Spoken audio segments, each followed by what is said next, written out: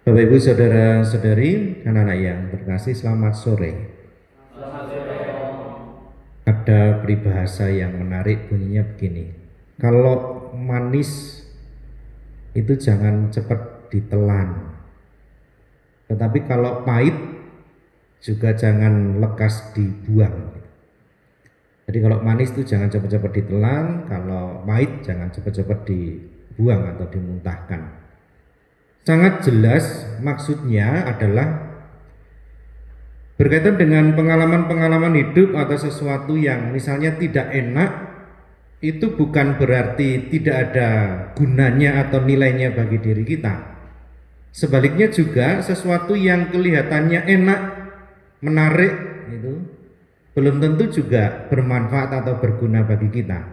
Karena seringkali spontan, biasanya kita hanya mau menerima, mengikuti, atau tertarik pada hal-hal yang sesuai dengan keinginan dan kehendak kita. Sedangkan kalau tidak sesuai dengan maksud saya, kehendak saya, keinginan saya, kita buang, tidak suka.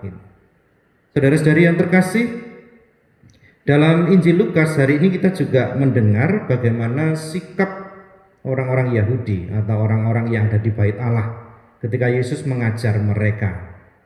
Ketika dengan dengan perumpamaan, Yesus juga berusaha menyinggung ketidakpercayaan mereka. Reaksi mereka sangat kelihatan, tidak suka, menolak, marah. Dan kemarahan mereka itu amat sangat sehingga mereka juga berusaha untuk menyingkirkan, bahkan membunuh Yesus walaupun belum terjadi pada waktu itu karena belum waktunya. Tetapi menarik kalau kita perhatikan reaksi mereka itu. Dan saya kira ini juga menjadi titik tolak permenungan kita. Bukankah seringkali kita juga demikian, seperti yang saya ungkapkan di awal tadi.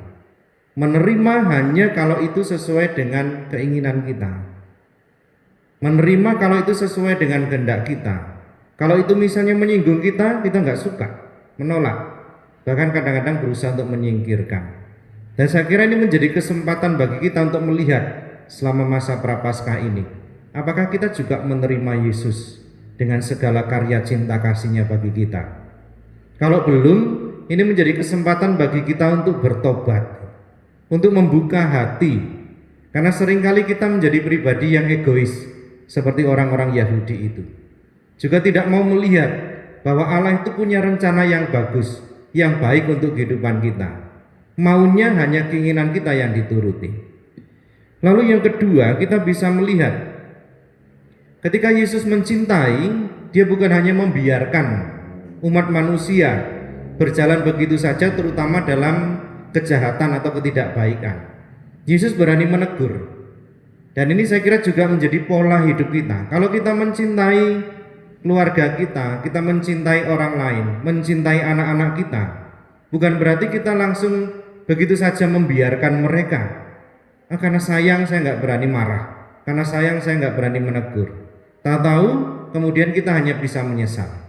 Mari berani juga menjadi seperti Kristus, mengatakan sesuatu yang benar, yang baik, meskipun kadang-kadang tidak disukai, tidak disetujui, tidak diterima bahkan oleh orang-orang yang kita kasihi.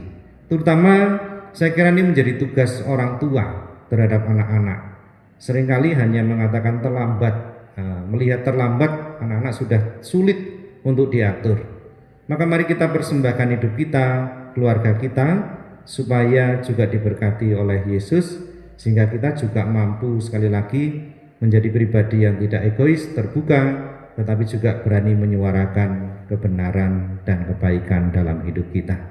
Kemuliaan kepada Bapa dan Putra dan Roh Kudus, seperti pada permulaan, sekarang, selalu, dan sepanjang segala abad.